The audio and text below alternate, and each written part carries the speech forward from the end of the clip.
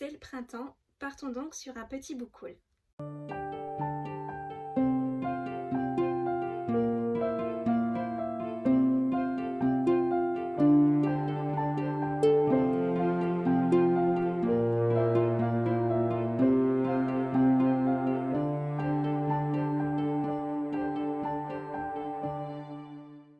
Bonjour amis des livres, c'est la chaîne du Cactus qui lit.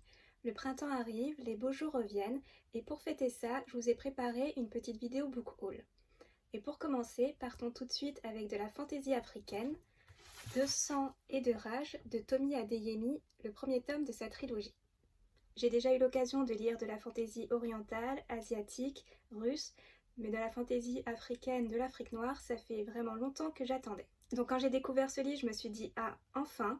D'ailleurs, si vous avez des suggestions de livres dans ce thème, je suis preneuse, car à part celui-ci ou encore Le Trône d'ébène de je ne sais plus quel auteur, eh bien je ne connais pas d'autres livres de SF ou de fantasy qui se passent en Afrique. En tout cas, j'ai hâte de savoir comment ça va rendre, quelles vont être les légendes, comment va être l'univers, où l'on y suit Zélie, une jeune femme du clan des magies. Ce clan était doté de pouvoir, mais ils en ont été privés il y a quelques années par le roi.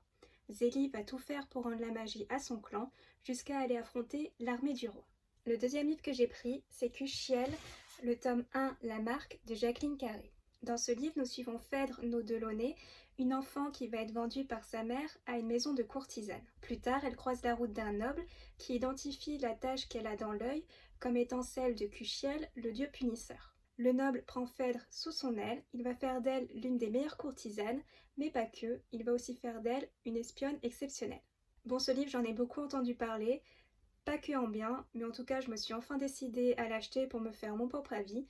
Seulement, je ne sais pas du tout dans quoi je m'embarque. C'est un livre de fantaisie qui a l'air de se dérouler dans une version uchronique de l'Europe de l'Ouest et qui a pour thème la sexualité. Et de ce que j'en ai vu dans les résumés, le personnage principal aurait un don qui lui ferait prendre du plaisir que dans la souffrance.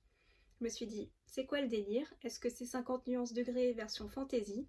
En tout cas, m'imaginer un mélange des deux me fait beaucoup rire. Après, j'espère qu'il n'y aura pas ce côté répétitif, car autant le premier tome de 50 nuances degrés était sympa à lire, autant pour le reste, ça tournait en rond.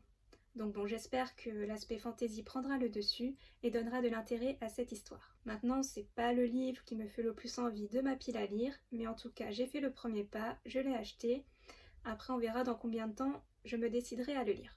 Le troisième livre que j'ai acheté, c'est Leylan de Magali Segura. Il est un royaume mystérieux que l'on nomme Leylan, le pays des illusions. Depuis qu'un drame affreux a frappé la famille royale, les frontières sont fermées et le peuple est opprimé par l'infâme duc Corta.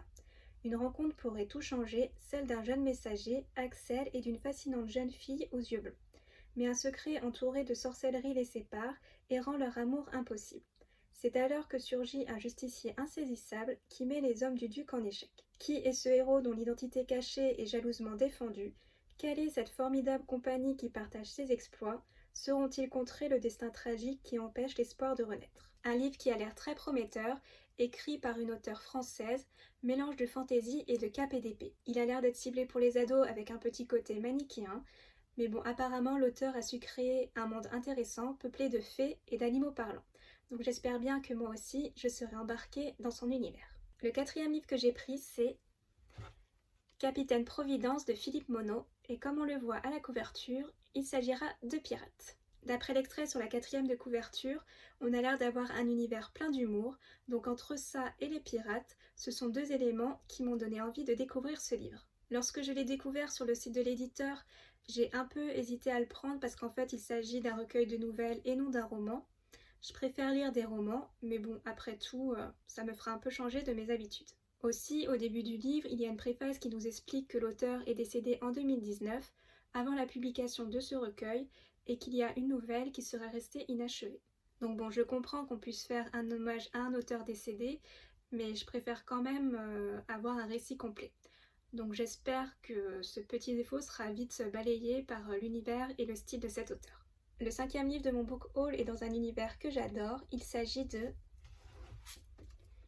Le donjon de Naelbeuk, les veilleurs de Glarg. Dans la cité de Glarg, l'unité des Furets, des fiers soldats, enfin non pas vraiment, en fait ils sont considérés comme des bleus incompétents, mais bon, ils font régner l'ordre. Non plus. En fait, ils sont surtout là pour rédiger des rapports sur les dégâts que pourraient causer les aventuriers de passage. Donc bon, ils ne servent pas à grand chose, mais au moins leur présence rassure les badauds. Mais le jour tant attendu pour eux arrive, on leur confie une enquête digne de ce nom, celle d'un double meurtre. Mais ont-ils vraiment été engagés pour leurs compétences et pour résoudre cette enquête? Rien n'est moins sûr. Étant fan de la série du Donjon de Naheulbeuk, quand j'ai appris qu'un nouveau livre sortait, j'étais vraiment très contente. Mais bon, après, j'ai dû prendre mon mal en patience et attendre que le livre sorte en grand format. Vu que j'avais pris les précédents dans ce format-là, je n'avais pas envie de dépareiller. Et maintenant que je l'ai, je découvre qu'il s'agit plus d'une sorte de spin-off que d'un véritable tome 5 avec la suite des précédentes aventures.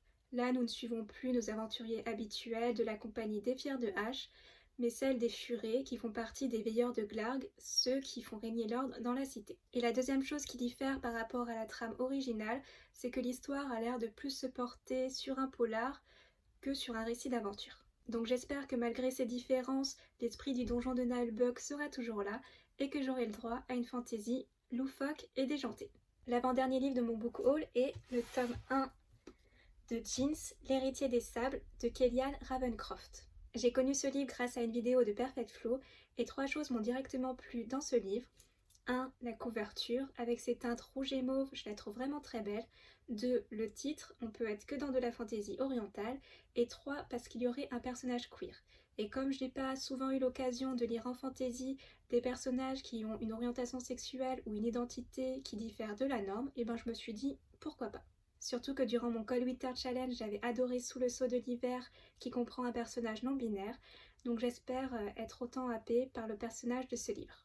Et pour un petit résumé de l'histoire, on va suivre Célane qui va devoir succéder à sa mère en qualité de reine, épouser le vainqueur d'un tournoi. Leur relation ne va pas être au beau fixe au début, mais leurs liens vont se ressouder quand Célane va échapper de peu à la mort. À partir de là, son époux va aller jusqu'à l'initier à la magie et aux jeans. Et enfin, le dernier livre de ce book haul est Skyward, le tome 1, Vers les étoiles de Brandon Sanderson. Attaqués par des extraterrestres, les derniers survivants de l'espèce humaine se sont réfugiés sur une planète du nom de Détritus. Je ne sais pas pourquoi, mais ce nom sonne à mes oreilles comme un étrange écho à notre planète. Mais bon, revenons-en à nos réfugiés. Parmi eux se trouve Spensa, une adolescente qui ne rêve que de devenir pilote et aller attaquer ces Krells, ces méchants extraterrestres. Malheureusement pour elle, son père a commis une mauvaise action, ce qui va rendre son rêve plus difficilement atteignable. Au cours de son apprentissage, comme dans la vie de tous les jours, Spensa va devoir faire face au harcèlement. Voilà donc une trilogie de Brandon Sanderson dont on parle beaucoup en ce moment, puisque le premier tome est sorti en 2020 et le second en 2021. Une histoire young adulte et de science-fiction donc. Je ne m'étendrai pas plus dessus pour le moment, j'attends de voir ce que Brandon Sanderson nous réserve dans l'espace.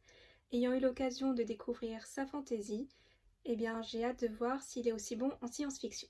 Voilà, cette vidéo est terminée, je vous remercie de l'avoir visionnée. Si vous souhaitez faire plaisir à Cactus, n'hésitez pas à liker, partager ou vous abonner. A bientôt et prenez soin de vous.